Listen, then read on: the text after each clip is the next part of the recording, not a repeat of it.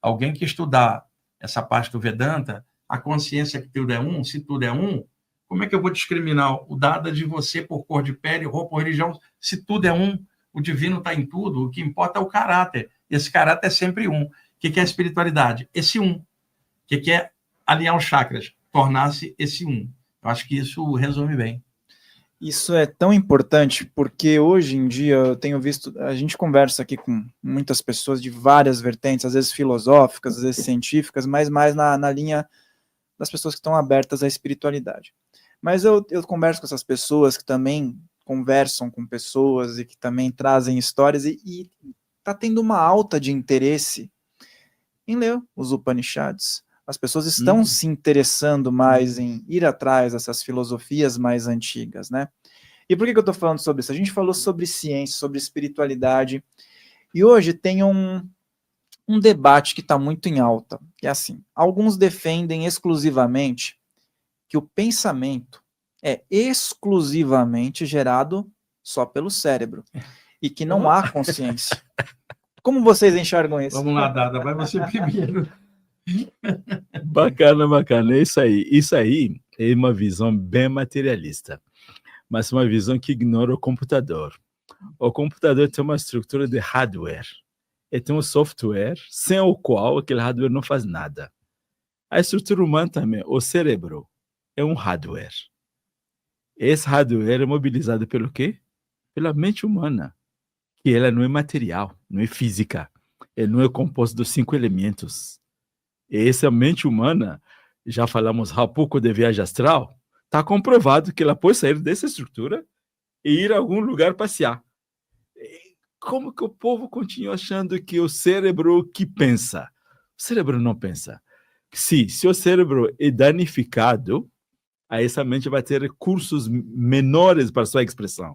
Mas existe hoje em dia a plasticidade, onde um lado não funciona, e o outro lado começa a funcionar muito mais que o que precisava. Essa é uma coisa. A outra coisa, essa visão nasce pelos os estudiosos da neurociência. Aí quando vê o sentimento, os instintos, aí eles vejam que todo esse comportamento do ser humano está nascendo de um hormônio, de uma glândula, e decide automaticamente que o ser humano só funciona pelos hormônios. Vai esquecer aquela colocação de Wagner antes, que esses hormônios e glândulas têm no centro deles os chakras, que os manipula. E chakra não é físico.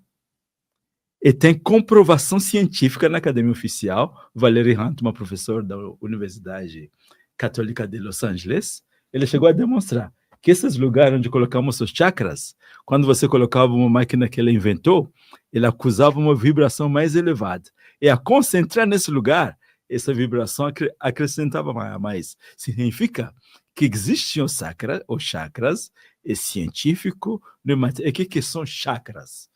Como foi colocado bem, os chakras não são superior e inferior, são portas de expressão da mente humana. Se fica no topo, é lá, há esse controle. Agora, essa gente tem que ter a humildade de reconhecer que, na verdade, quando eles vejam a estrutura biopsicológica da neurociência, esse chakra aqui que controla o pineal que controla a hipófise que controla isso aqui, mas isso tudo é controlado por um centro aqui em cima. Veja a estrutura dos chakras. Tem um paralelismo aí, que eles ignoram, o DC simplesmente de não aceitar. Eu acho uma visão materialista que falta a conjuntura psíquica de experiência espiritual, psíquico até, nem vamos entrar no campo espiritual, experiência psíquica mesmo da mente humana funcionando no dia a dia. Fael, eu bem jovem, 15 anos, experimentando saídas do corpo, muitas vezes eu me sentia saindo, olhava meu corpo deitado, vazio de mim, e eu pensando fora. E eu pensava assim, qual dos dois sou eu? Porque tinha um cara deitado igualzinho eu e eu aqui fora. A conclusão, eu sou esse que está pensando. E se eu estou aqui e o cérebro está lá, não é o cérebro que produz o pensamento, eu estou fora e continuo pensando. Deixa eu mexer as mãos. Mexia essa aqui, não mexia as mãos físicas. Então, a experiência fora do corpo, ela dá para você uma evidência de que você existe fora do cérebro pensando. E você vê pessoas que viveram aqui na Terra e que hoje moram em outro plano, desencarnaram, elas estão vivas pensando e o cérebro dela já virou pó embaixo da Terra. E elas estão vivas e pensantes. É claro, eu não vou poder provar isso para o outro, mas se eu provo para mim e estou tranquilo, o mundo inteiro pode dizer que não. Eu sei, eu estou vendo uma evidência. E não estou falando de radicalismo, fanatismo, estou falando de certeza daquela experiência. E o lance dos chakras que o Dada está falando com as glândulas é que, olhando claramente, a posição onde estão os 7 chakras principais, conectados ao sistema endócrino, que é composto de 7 glândulas que produzem hormônios que viajam por dentro da corrente sanguínea para regular as funções do metabolismo. Então, o alto da cabeça, o Sahasrara, na Índia, o loto das 1000 pétalas, conhecido aqui como coronário, você puxa uma linha reta, atravessando o cérebro, e incide na pineal, também chamada de epífise. Na frente da pineal está a hipófise, ligada ao chakra frontal, o Ajna. O Vishuddha, em sânscrito, ou laringe, está ligado à tiroide. O Anahata, o cardiorrespiratório, ao timo. O Manipura, o chakra umbilical, o pâncreas. O baixo ventre, Swadhisthana em sânscrito, o gênito urinário ou sexual. No ocidente está com as gônadas, testículos no homem, ovários na mulher. E o Muladhara, o básico, quando a energia sobe pela base da coluna, ela sobe pelas costas, pegando as suprarrenais ou adrenais em cima dos rins. Então, para cada um, 2 grandes chakras corresponde a uma glândula endócrina, quase como se cada glândula fosse a materialização de um chakra, sim, de lá para cá. Então, sim, essa interferência energética, sim, e psíquica nas glândulas, como ele falou, a pineal controla a hipófise é a glândula de comando do sistema inteiro. Não é à toa que ela era situada com o Ajna Chakra.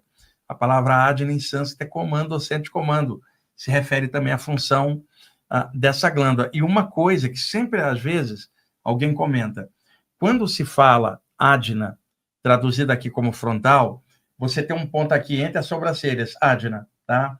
Tem um outro ponto aqui, que algumas áreas de yoga chamam de manas, e aqui o soma. Então, você tem 3 pontinhos com isso aqui no centro. No Ocidente, como todo mundo vê como se fosse um sol na testa, o conjunto ganhou o nome de chakra frontal. Por isso o pessoal associa ao Ajna. Porque tem gente que fala, o Ajna não é o frontal, porque às vezes confunde esse ponto aqui com o daqui e o daqui. Na cura prânica fala daqui e daqui, chamando de chakra da testa em cima e Ajna embaixo. Tem um terceiro ainda, e o conjunto disso é a sua testa brilhando. Então, para o ocidental, esta região é o chakra frontal, não precisa ficar especificando. E a glândula mais próxima é a hipófise. E até a questão da ciência, muitas vezes eu vejo, lógico, é bom a ciência, mas muitas vezes existem estudos e na tentativa de realizar ali, por exemplo, algo que venha a desacreditar aquilo. Então vamos fazer um, sim, experimento aqui em relação à energia, mas eles querem fazer para provar que não existe aquilo, exatamente, né? Em vez de dar a chance, né? Eu já vi gente falando assim, olha, eu não entendo a energia que esse pessoal que gosta de espiritualidade fala. Isso não é energia térmica, isso não é energia cinética. Que energia é esta? Aí você vê um tratamento de acupuntura que manipula o Qi, sim, e que não é nenhuma dessas energias e funciona pra caramba. Sim. E hoje, alguns hospitais estão usando acupuntura. Quer dizer, há um tipo de energia que não são essas, sim, que a ciência está trazendo. E outra coisa, com a física moderna, muitos conceitos se alargaram, mas tem poucas décadas para cá. Deixa passar um milênio e você vai ver que essas coisas, isso, elas vão... Antigamente, veja, o Thomas Edison fazendo lá os experimentos com a lâmpada, a parte da eletricidade. Ele não inventou a eletricidade. Ele simplesmente descobriu como é que ela funcionava, né? Ela já está ali desde que o ser humano está aí, né? Faz parte da natureza. Sim. Mas essa classificação do século XVIII com Thomas Edison para cá deu um outro nível de entendimento. Então, ele não criou eletricidade, ele começou a explicar que isso já existia e que a gente estava com conhecimento. Energia esta que está sendo falada existe, só não é reconhecida. Espera passar o tempo. Lá na frente, não é que vão dizer, nós descobrimos energia. Não, você descobriu algo que sempre existiu, sim, e só agora teu nível de consciência está permitindo perceber. E isso daqui para frente só vai se ampliar. E até essas questões relacionadas à consciência do ser humano, né, e as práticas meditativas, muitas vezes, eu observo que nessa área está tendo um pouco mais de avanço em relação à meditação, né? Existem algumas comprovações já mais contundentes, embora ainda haja resistência, né? Então, a meditação está sendo amplamente divulgada hoje como algo bacana. Muita né? pesquisa científica em cima, principalmente da parte de ondas cerebrais, estados de consciência, né? Monitoram a cabeça da pessoa enquanto ela está tendo uma experiência de meditação. Então, muitas coisas já estão aparecendo, não da forma como se quer, mas lá na frente, isto vai se estabelecer. Agora, imagina, Rafael, um praticador de meditação se sente bem com aquilo dentro. Ele não precisa esperar validação da ciência para algo que ele já sabe. E isso, a experiência espiritual é a mesma coisa. É legal que tenha validação, pesquisa. Agora, você vai ficar refém de uma humanidade materialista, levar 1 milhão de anos para provar um troço que você já sentiu, e não significa que você conta a ciência, que tem sempre alguém que fala isso. Não, a ciência tirou a gente da barbárie, mas a ciência, para lidar com a consciência, é muito deficiente, que é a grande deficiência da ciência. Cadê os estudos de consciência?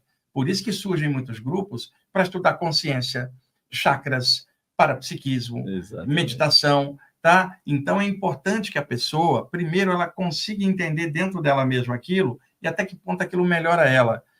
Amanhã, a ciência vai lastrear e evidenciar isso, e isso se torna mais de acesso para todo mundo. Mas aqui dentro, a gente já sabe. E outra coisa que muita gente cética e na área científica, esse pessoal aí que mexe com a parte espiritual viaja na maionese, como se nenhum de nós estudasse nada.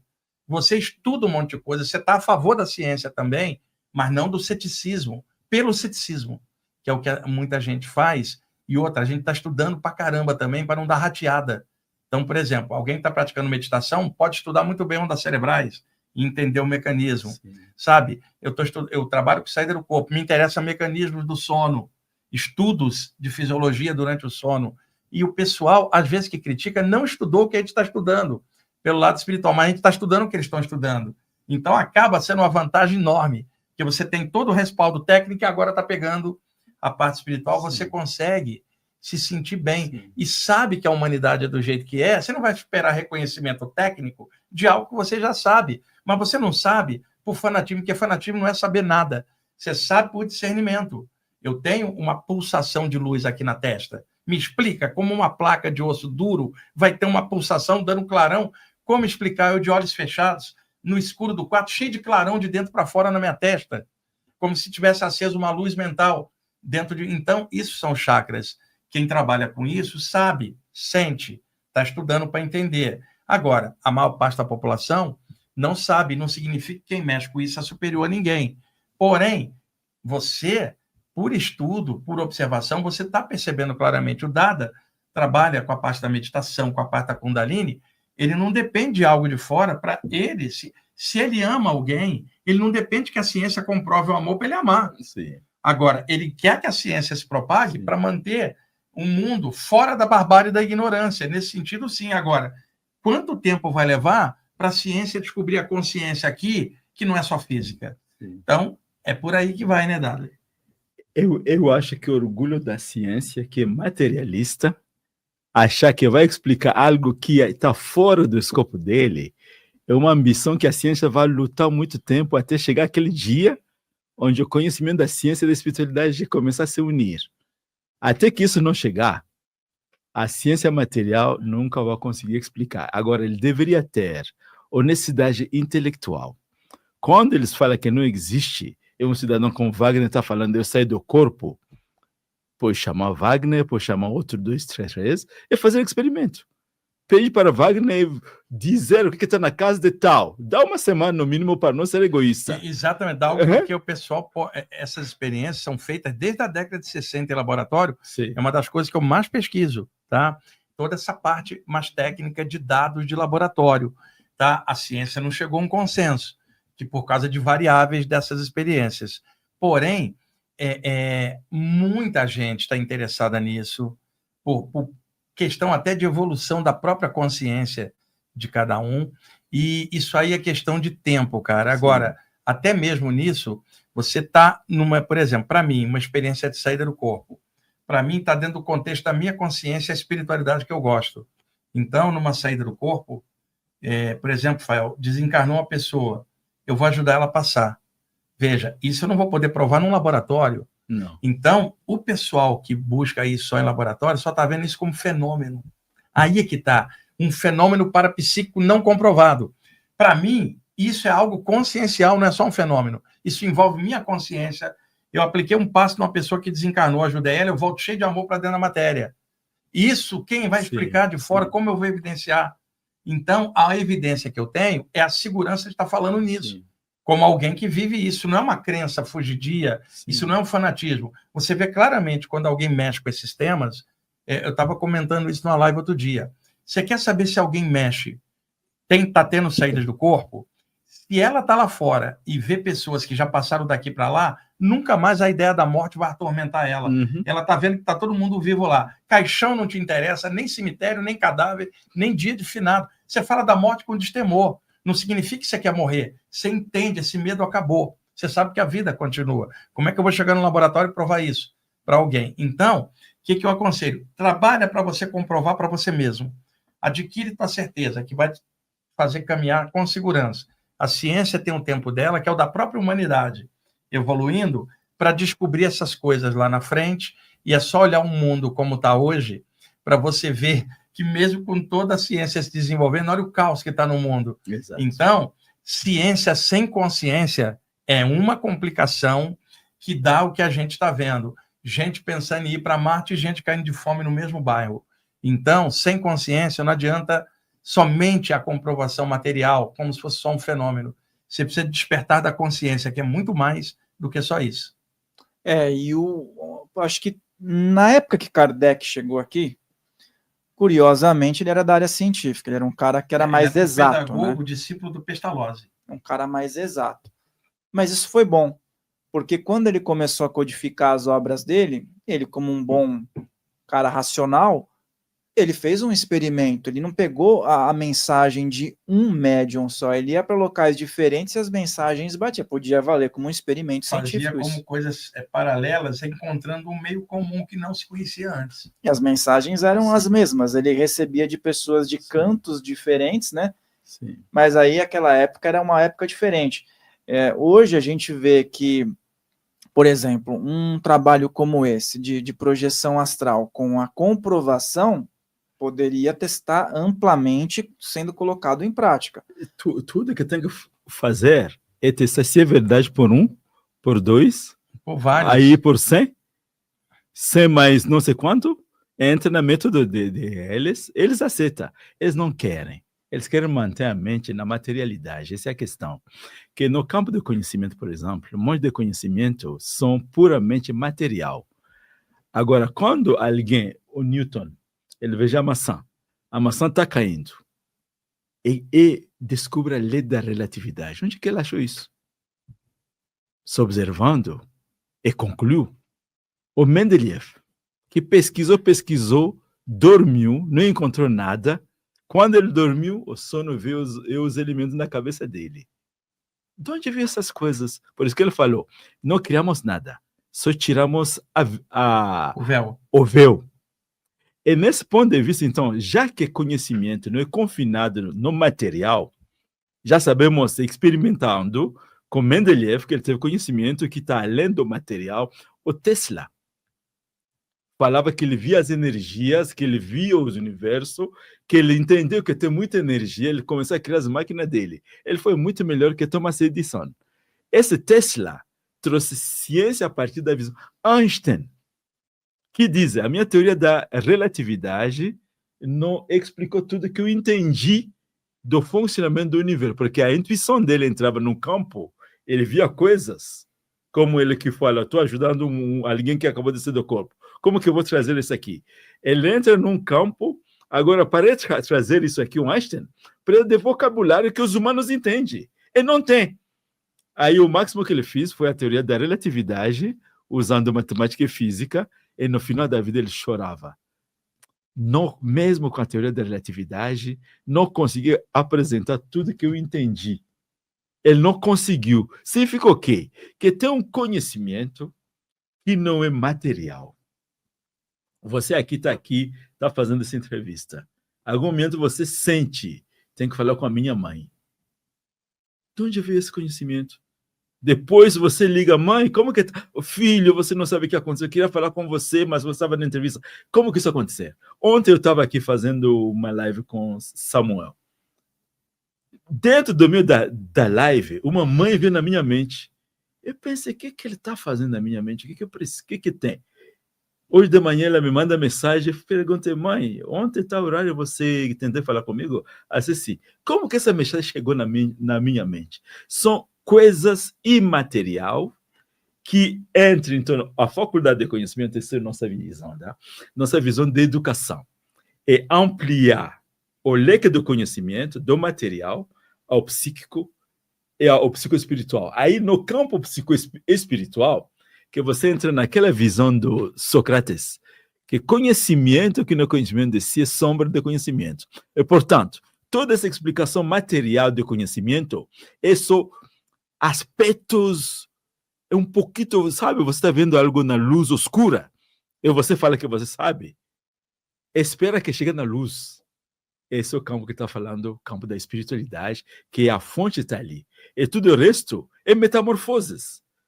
O mundo material é metamorfose da espiritualidade. E, portanto, o campo que comprovaria o material seria a espiritualidade. Não a materialidade querendo comprovar a espiritualidade. É o contrário. E hoje tem muita pesquisa de visão remota. Pô, visão remota tem tudo a ver com chakra frontal, por uma via psíquica e clarividência, que é a questão que a ciência lá na frente vai descobrir. Então, é só deixar as coisas fluírem. Sim. Quem gosta da parte espiritual, estuda também a parte técnica para ter embasamento, Sim. sabe? Não ficar aquela estudante espiritual Sem desvairado, sem nenhum pé no ponto, chão. sem pé no chão, sem ter parâmetro para as coisas.